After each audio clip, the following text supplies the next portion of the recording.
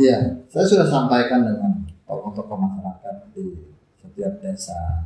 Mereka sangat antusias.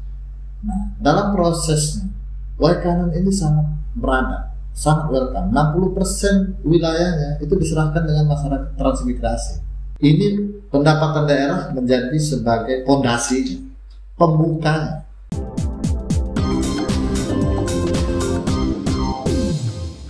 Nah, kemudian di Waikanan mungkin kan masyarakat di sana itu masih ada komunitas adat, gitu ya, Resmennya.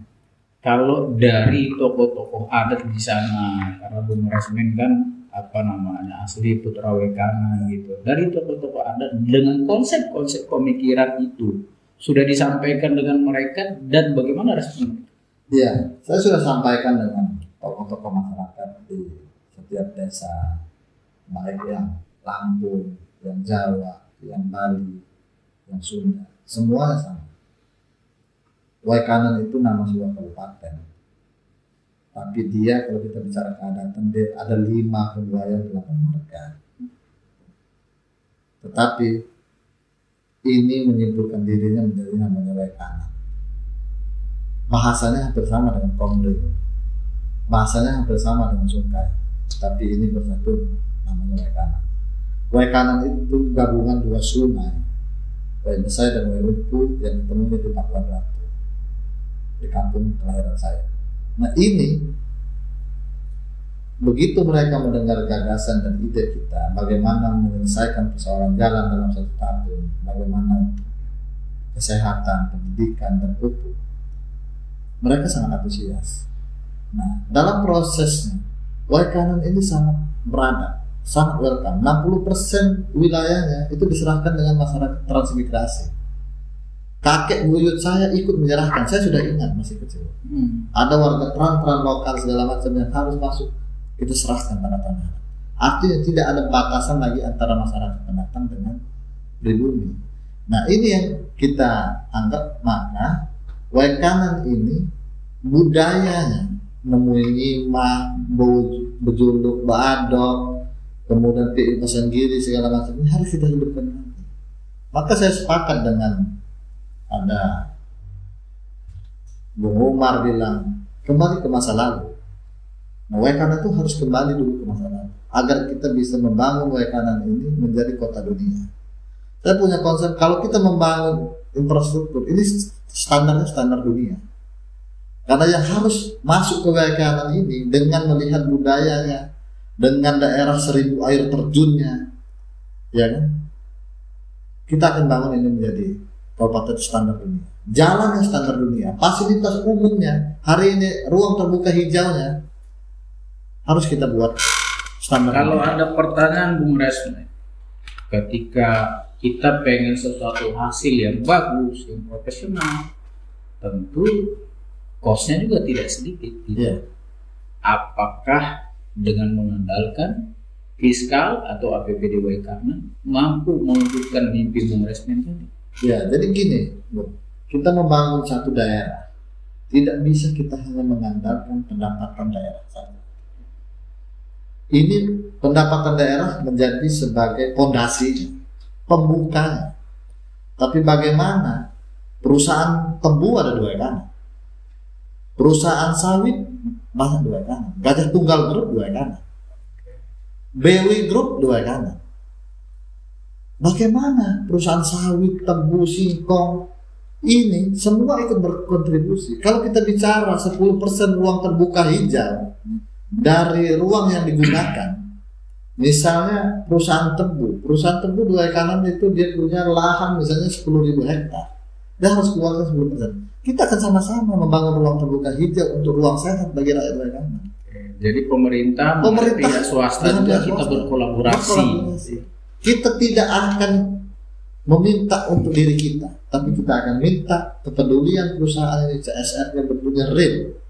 Kalau hari ini Bukit Asam itu hanya gerbongnya saja yang lewat Waikanan, maka kita ke depan akan kita libatkan. Bagaimana Bukit Asam ini bisa membangun juga Waikanan menjadi kabupaten dunia? Saya ingin lebih spesifik, Bung Resmen. Mimpi Bung Resmen tentang konsep Waikanan itu seperti apa? Ya, pertama saya akan mengajak, itu kenapa moto saya bergerak bersama rakyat. bergerak bersama rakyat. Saya minta dengan kondisi 25 tahun Waikanan ini lahir, rakyat, pemuda Waikanan semua harus ikut terlibat dalam membangun Waikanan. Tidak boleh lagi satu orang pun tidak ikut terlibat. Ini harus ikut terlibat semua dengan kemampuannya masing-masing. Kita akan bangun Waikanan ini kembali ke masa lalu. Apa itu? Rakyatnya yang guyup, rakyatnya yang gotong royong, rakyatnya yang saling asah, saling asuh, rakyatnya yang mempunyai pikir pas sendiri, rakyatnya yang mempunyai visi. Ini rakyat Waikanan. Dan ini harus kita tumbuhkan agar desa ini, karakter desanya tetap hidup. Maka kita akan kembali bawa ke masa lalu menuju masa depan. Menuju masa depan menjadi kabupaten dunia. Dengan rakyat semua ikut bergerak membangun daerahnya, konsepnya jelas. Tidak ada lagi kepala desa yang membangun tugu-tugu dengan anggaran dana desanya di setiap lingkungan. Tugu dusun 1, tugu dusun 2, nggak boleh. Sia-sia. Maka kita akan sama-sama guyup bergerak bersama rakyat untuk mengembalikan dan menuju Waikanan yang maju. Nggak boleh lagi kita akan maksimalkan semua potensi yang ada. Karena tidak, Waikanan tidak ada potensi yang terbesar hari ini yang di Waikanan yang masih belum dioptimalkan. Pertanian dan peternakan. Pertanian Waikanan itu apapun yang ditanam tumbuh. Lada ditanam tumbuh, kopi tumbuh, singkong tumbuh, semuanya bagus. Tanahnya subur. Saya masih kecil dulu, Kecamatan Pakuan Ratu, tempat saya lahir itu orang nanam kopi itu sama dengan daerah pegunungan subur. Tapi hari ini nggak ada lagi kopi di kampung saya. Karena apa? Orang beralihnya ke jagung, orang beralihnya ke singkong, orang beralihnya ke karet. Habis semua bantaran sungai, tidak ada lagi hutan. Karena semua dibuka menjadi lahan. Nggak ada konsep pembangunan. Tidak pernah ada saya sampai dengan hari ini mendengar ada penyuluh pertanian datang ke rumah petani nanya apa masalahnya, ngecek bagaimana supaya daerah ini lebih maju. Tidak ada hadir pemerintah di situ bahwa kecamatan Bahuga ini cocok komunitasnya singkong, kecamatan Negeri Besar cocoknya peternakan. Tidak ada hadir pemerintah, itu tidak ada. Tidak dirasakan. Ini murni hari ini masyarakat Waikanan itu hidup karena dirinya sendiri. Petaninya petani atau tidak. Maka, jadi ibarat pesawat itu dia autopilot. Ini autopilot. Ini murni. Maka kita akan gunakan potensi itu dengan seluruh penyuluh-penyuluh pertanian kita.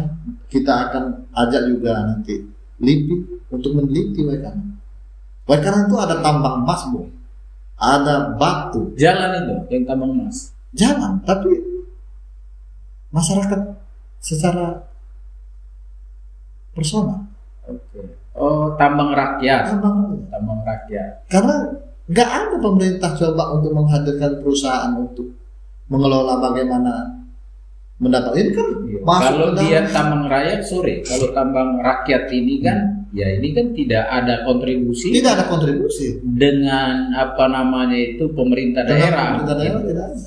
Karena dia tidak resmi. Tidak resmi. Ya. Coba kalau sumpah investornya profesional, ya ini kan jelas ada izin-izin segala macam, ada bagi hasil dan seterusnya gitu. Dan bukan hanya kelompok-kelompok petani tertentu saja yang menikmati, tapi seluruh masyarakat.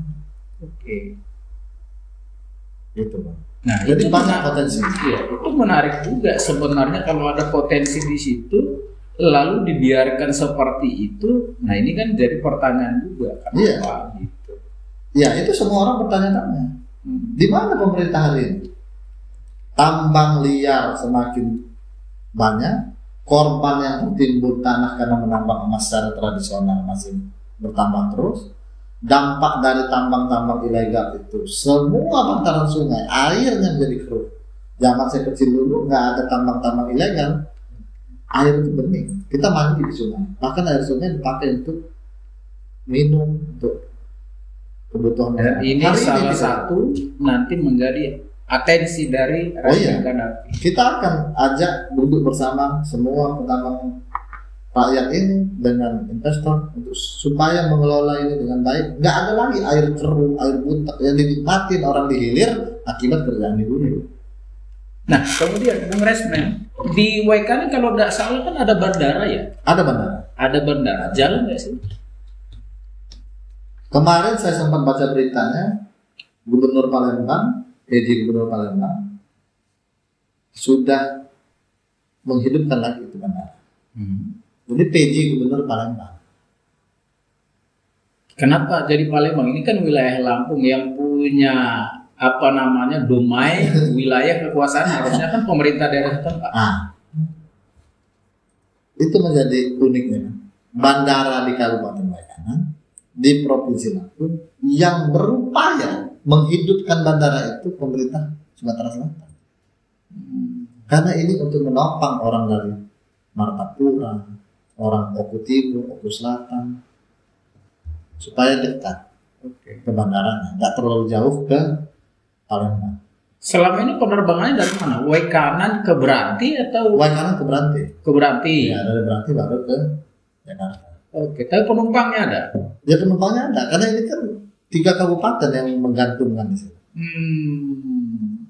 Iya. Tapi sekarang sudah nggak ini lagi, jadwalnya udah. Awalnya Susi Air untuk berjalan, kemudian hilang. Nah kemarin Gubernur PJ Palembang coba menginisiasi itu dihidupkan kembali.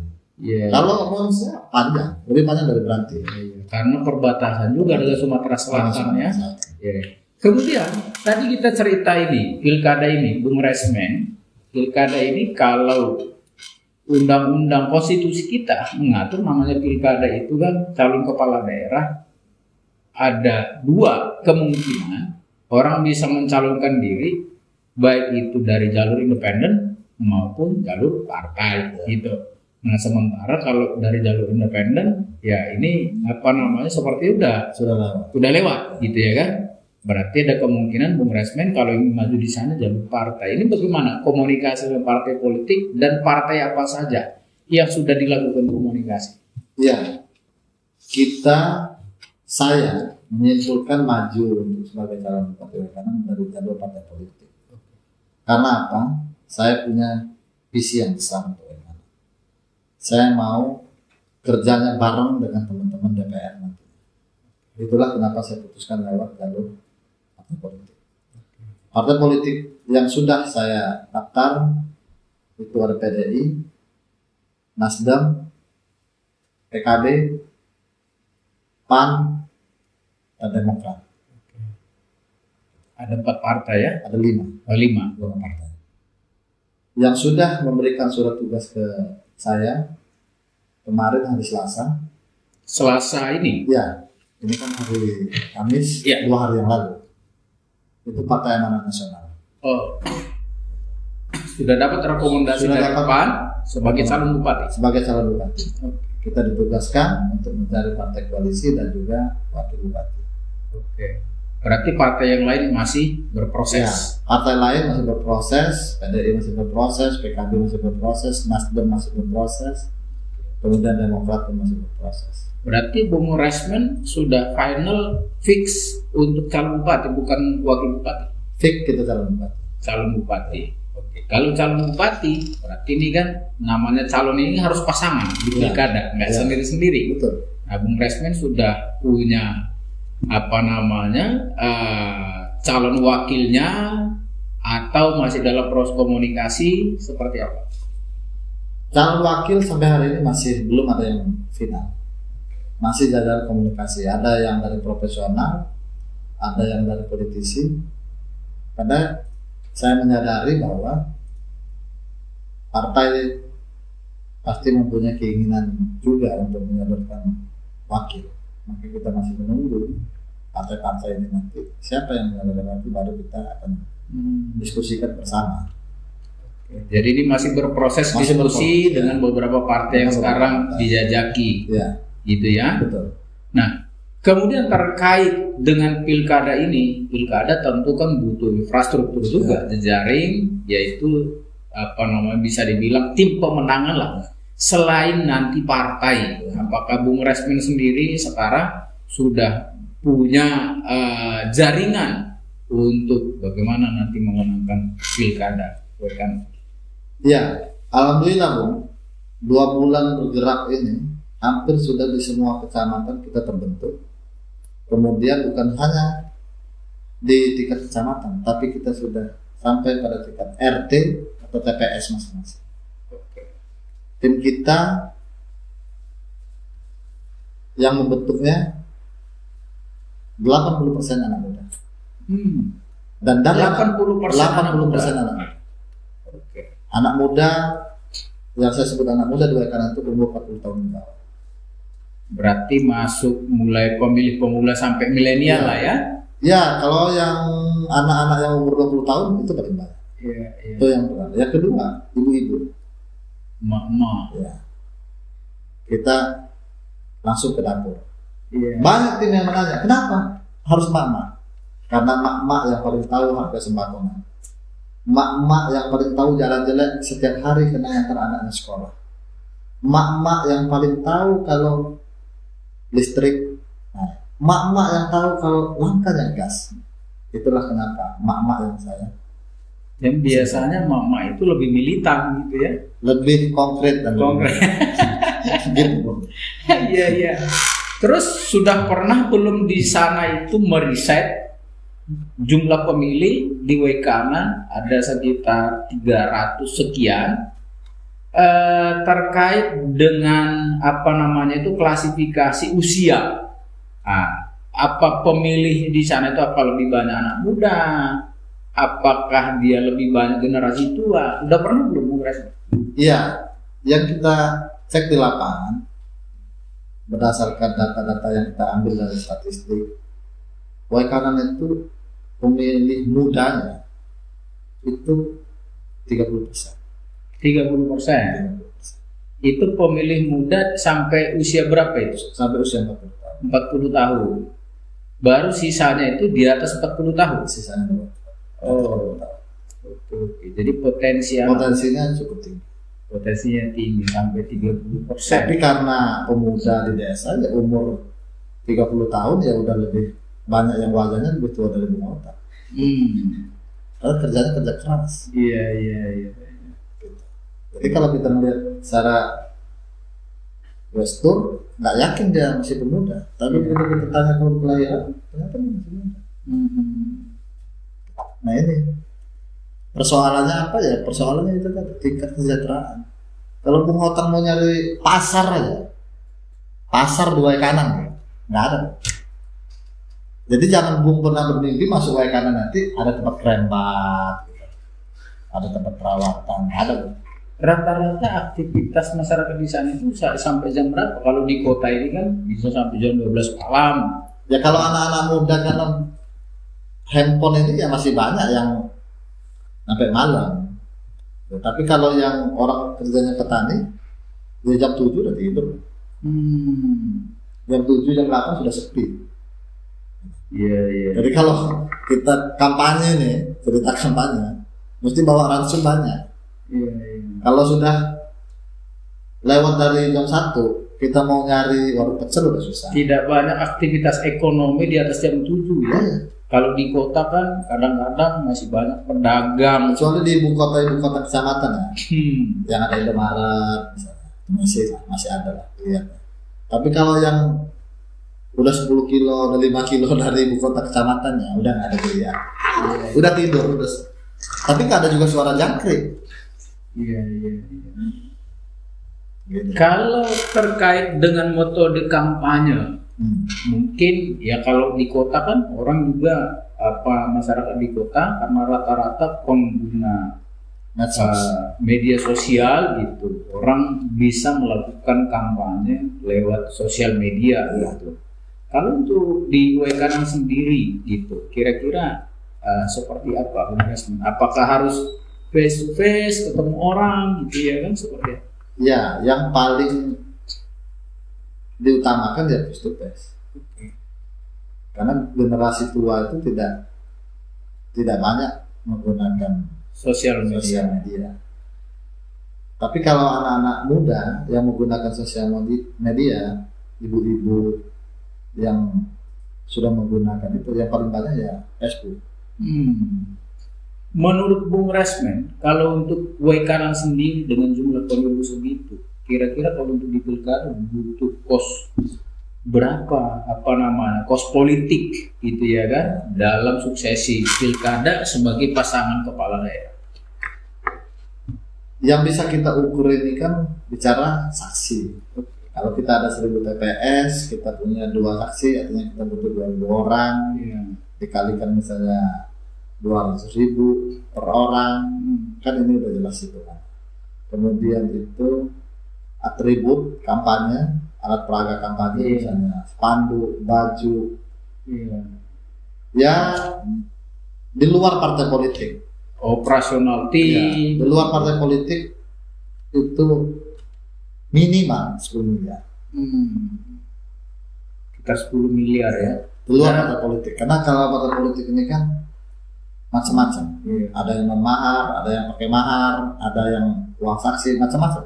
Dan Bung Resmen sudah siap dengan itu. Saya yakin Allah akan kasih kita jalan. Karena niat kita untuk ngabdi dengan masyarakat. Luar biasa. Ya, semangat terus Bung Resmen Kadapi. Mudah-mudahan yang diniatkan hari ini semuanya bisa berjalan dengan baik. Tanpa terasa kita sudah 50 menit lebih kita berbincang-bincang ini sampai pada segmen terakhir, closing statement. Silakan Pak Resmen Kadapi, Bung Resmen Kadapi, apa yang mau disampaikan khususnya dengan masyarakat Waikanan? Ya, pertama saya mohon kepada seluruh masyarakat Waikanan, kita sama-sama bergerak untuk Waikanan maju. Tidak akan ada sesuatu yang indah kita dapatkan di masa depan ketika kita tidak bergerak hari ini. Jadi kalau masyarakat Waikanan sudah jenuh dengan jalan buruk, sudah jenuh dengan pendidikan tidak berkualitas, sudah jenuh dengan langkahnya pupuk, sudah jenuh dengan itu, mari kita sama-sama bergerak menuju Waikanan maju. Baik, terima kasih Bung Resmen. Sahabat Kupas Podcast, demikian tadi bincang-bincang saya dengan salah satu bakal calon Bupati Waikanan, Resmen Kadapi. Tadi kita sudah mengulik tentang masa kecilnya, kemudian juga programnya, visi misinya seperti apa. Mudah-mudahan perbincangan kita hari ini menambah informasi bagi kita semua, khususnya masyarakat Waikanan, sehingga memantapkan diri nanti dalam menentukan pilihan pada Pilkada serentak 27 November 2024. Saya Donald Haris Sihotam pamit undur diri. Kita ketemu lagi dalam program Ngopi Ngobrol Pilkada dengan narasumber yang berbeda tentunya. Sekian dan terima kasih.